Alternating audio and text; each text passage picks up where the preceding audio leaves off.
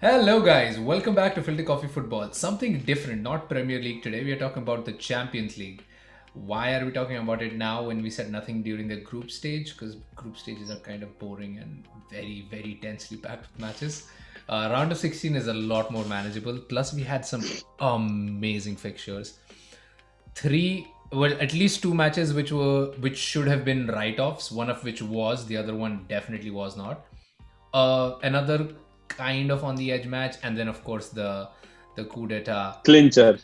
PSG versus Real Madrid. The Uh, clincher. I was going to wear my Barcelona jersey, then I was like, they're not in the Champions League.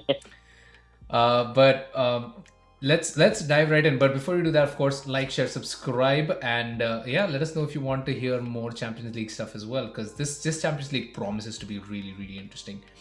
Um, Speaking of the first match that we really just want to just gloss over, Manchester City 5, Sporting CP nil.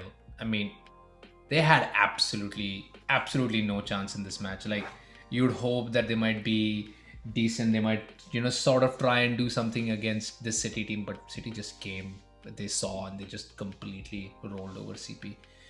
Any guesses on what the scoreline in the second leg is going to be? It's just going to be a repeat. Just the other way around. That's all. At at a minimum.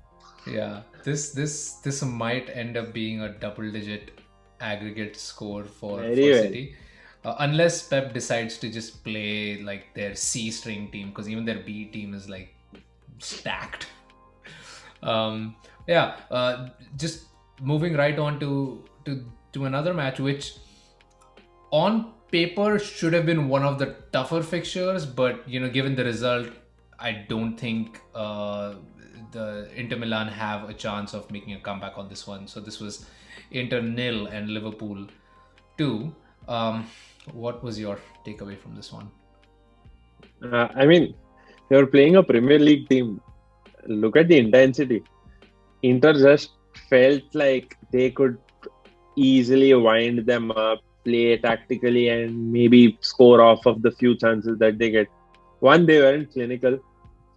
Two, they just seemed to lose all hope when they conceded the first goal. Mm-hmm. I thought Inter were deflated after the first goal itself. The second goal was just a consequence of them not trying enough. And it doesn't really help when your team is full of 30 plus year olds or crossing that 30-year threshold where you need fresh legs in the second half. But who do you bring on? You don't have Yeah, any.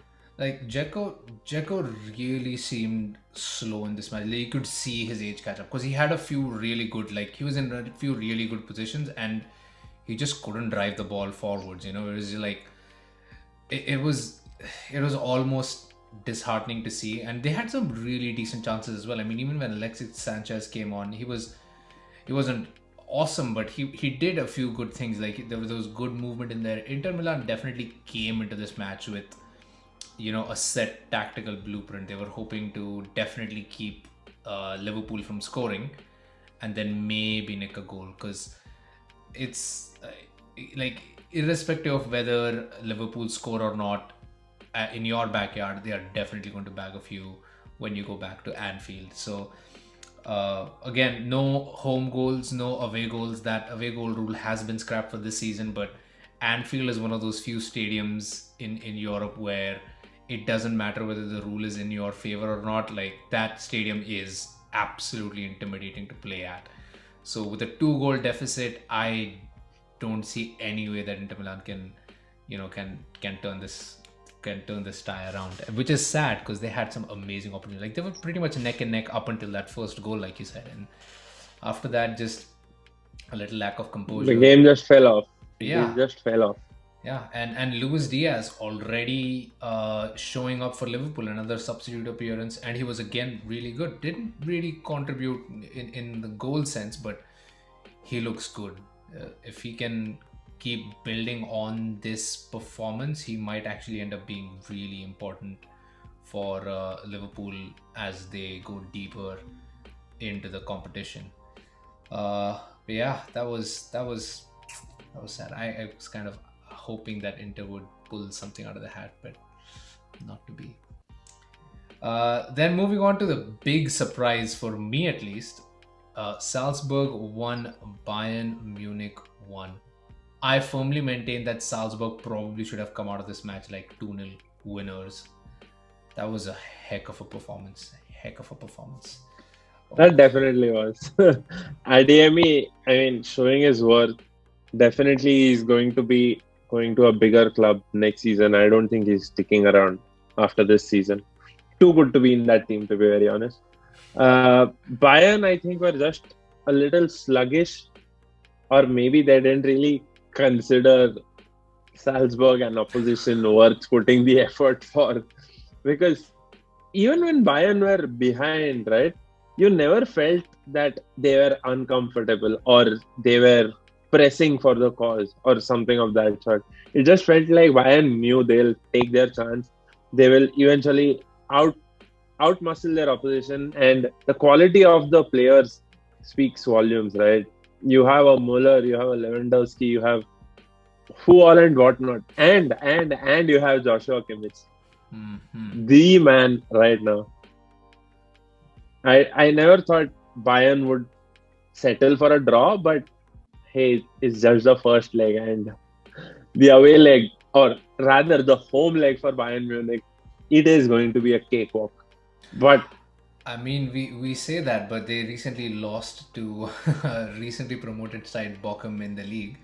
And again, these results are kind of in Bayern's repertoire. Every once it's a hiccup. in a while, every once in a while in the Bundesliga, they will drop points that nobody saw coming and then still win the league by like 10, 11, 12 point advantages. But that's basically two back-to-back results that nobody was expecting. So I wonder if Salzburg kind of takes a little bit of hope. Now, the only upside for, not the only, there are plenty of upsides, but the big upside for Bayern is like the next leg isn't until like 3 weeks from now. So it gives them enough time to just recompose themselves, make sure that this is just a small blip and it's not a back-to-back sort of trend going in there. So yeah, I agree. I still feel like Bayern will eventually go through, but Salzburg, I would love to see them really show up at the Allianz Arena and do something ridiculous. That would just be absolutely crazy. While we can wish for so many things, certain things may not happen, and just have to live with the fact. But yeah, let's move on to the main course. PSG 1, Real Madrid 0. This was always going to be the big, the one to watch for this round of fixtures for this week, and it was kind of a hard watch, especially if you're a Madrid fan, which I'm not. So I kind of like to see Madrid almost covering, almost just kind of sitting back and giving PSG a lot of respect on the pitch, which I felt was, I mean, you have players like Toni Kroos and Luka Modric, and again, they're getting on in terms of their age, but these are still absolutely incredible players. And Modric put in like a defensive shift this match, which you wouldn't expect from him per se, especially like we said again, given his age, but just way too much respect. And in the end, they were lucky that Messi missed his penalty. Well, I mean, credit to Courtois, obviously, that was a fabulous save. But they ended up conceding the goal, and I don't know what the plan was in this match, because Madrid were not really trying to score for the most part. What is your takeaway on that? I thought this was not a game that was happening because of the gazillion yellow cards that were just being dished out. And I'm sure that the next leg, whoever loses, they're going to get ugly and somebody's going to get sent off. I think that's there to look up for. That next leg is going to be even more spicier than this one. I mean, that was a given already, but looking at the fixture now, I think that's going to happen. Madrid maybe never understood the assignment is what I feel like. I thought they just went there only to come out with maybe a 1 goal or a 2 goal deficit. I never thought they were there to win, or they were there with the intent of creating more chances, or maybe having a more expansive attack. this is not your typical Madrid team, because like if you look at Zidane's Madrid, they were never like this. I mean, although they were outmuscling their opponents every other time, but Madrid under Zidane was never like this. I think this is more of a conservative approach by Ancelotti, just to ensure that they have a bigger chance in the second leg, now that the away goals don't really count for much. Uh, that's. I mean, 2-0 is achievable for Real Madrid against PSG. Of course, 2-1 sees them going to extra time, and I mean, we're definitely going to be seeing a lot more extra time this season in the Champions League, I believe, just because of the scrapping of the away goal. So it really changes the dynamic of the games, and it does definitely give the second match a lot more weight. So if you're at home in the second leg, it does give you that extra advantage, because even in extra time, Definitely. you're playing at home. So I don't know how much of that went into the planning, how much about that went into the planning of the change in the rule. But Benzema, just coming back from injury, still looked a little rusty. Vinicius, who's been in great form, kind of stuttered a little. For me though, the worst performance of this game was honestly Lionel Messi, which it's hard to say stuff like that, but he was just really really pedestrian in this match. Tried a Still few getting things. used to France, Yeah, I I guess. guess. I mean, that's just it's been over half a season now, and he's been great in the Champions League. He had the opportunity to add to another goal tonight, and he completely fluffed it. And then the rest of the game, it seemed like he was just reeling from that missed penalty. You know, he tried to be a lot more selfish than he would typically be. PSG were just lucky to have Mbappe, and for all, even if Madrid go out this season, at least they'll be licking their lips at the prospect that Prospect. Mbappe is gonna be leading their attack come next season. Because oh my God, Danny Carvajal was close to tears by the end of that match. I'm absolutely certain of that. Absolutely ran riot, and then my It's surprising. yeah, go for it. It's really surprising how a manager can be so conservative, but fail to recognize the fact that there is this one player who's absolutely going to rip your fullback to shreds, especially your older fullback. I mean, why not protect him, or why not have defensive stability there rather than just trying to sit back the entire game? Yeah, I It think could he have changed. worked out differently. I think he changed the entire right side of his team at about that 72-73 minute mark. I mean, luckily for him, it wasn't too late, because they had already conceded the penalty by that point. But I guess at that point, Ancelotti was like, yeah, maybe I need to shore that side up a little bit more. And ironically, that didn't help, because Mbappe did end up scoring the winner. And clearly, no loyalty thus far for Madrid, seeing the wild celebrations that he went into. So that might give PSG fans some inspiration that at least he's motivated to drive them all the way up this season.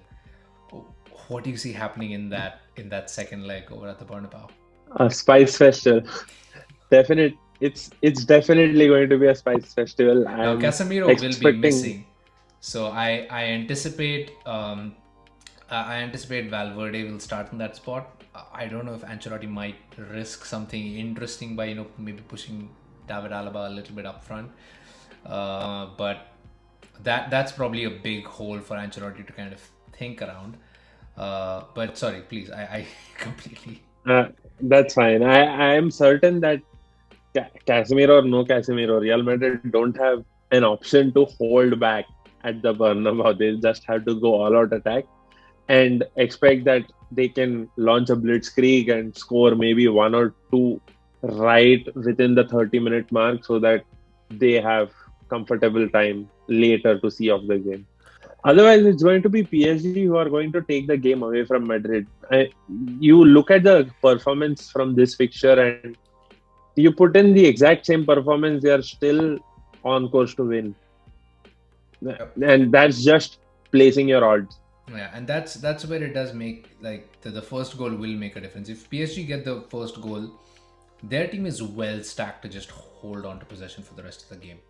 So it will be, the onus will be on Madrid to really go in hard in that first half, in the first opening few minutes, and get that early goal in to really set the tempo. Because if they're slow to start, then PSG have every ability to run right over them. Speaking of which, let's end on the hidden gem of this match, the one who came on as a sub and just absolutely, just kind of laid it on a platter for Neymar, for Mbappe, so to be. And I was talking about Neymar, of course. He's been last couple of seasons, he has really been coming alive in the Champions League, especially that run all the way to the finals. Absolutely incredible. And even against, of course, you're up against one of the best teams that Manchester City has ever seen, the best team that Manchester City has ever seen, one of the best teams that Europe has ever seen.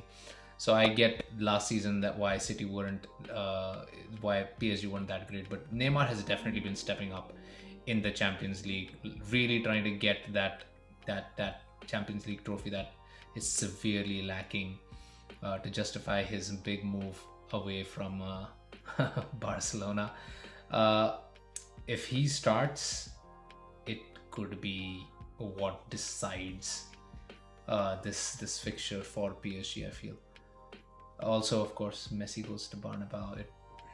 Having him score, I hope in the heart. There's a huge prospect again. But yeah, let's make quick predictions. Let's just wrap this up real quick. Let's make quick predictions. Let's start with the easiest one of them all. Manchester City versus Sporting CP. Who do you see going through? City. Okay, that's done and dusted. Inter Milan versus Liverpool. I still believe Again. Liverpool, yes, all the way through. Salzburg versus Bayern Munich. Bayern. Again, it's easy.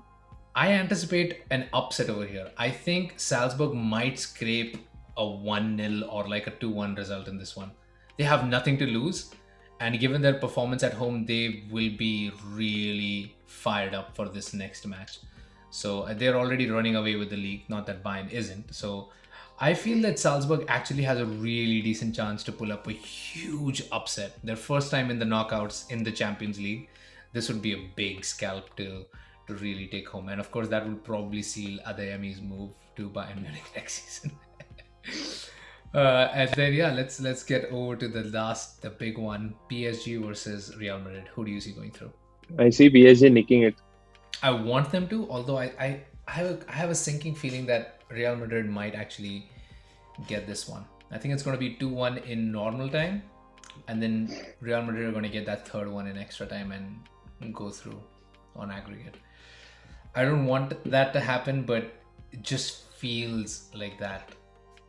Again, Pochettino not the best at knockouts, even though he somehow managed to get that Tottenham Hotspur to one Champions League final. Absolute luck, though. But yeah, that was our talk about the first round of 16 fixtures over in the Champions League. Let us know what you guys think. Let us know who you think might go through, and yeah, who you think the stars of the competition are going to be that might define who wins and who loses. Thank you so much again for subscribing, like, share, and let everybody else know as well. Follow us on Instagram at FilterCoffeeFooty, and we will see you next time.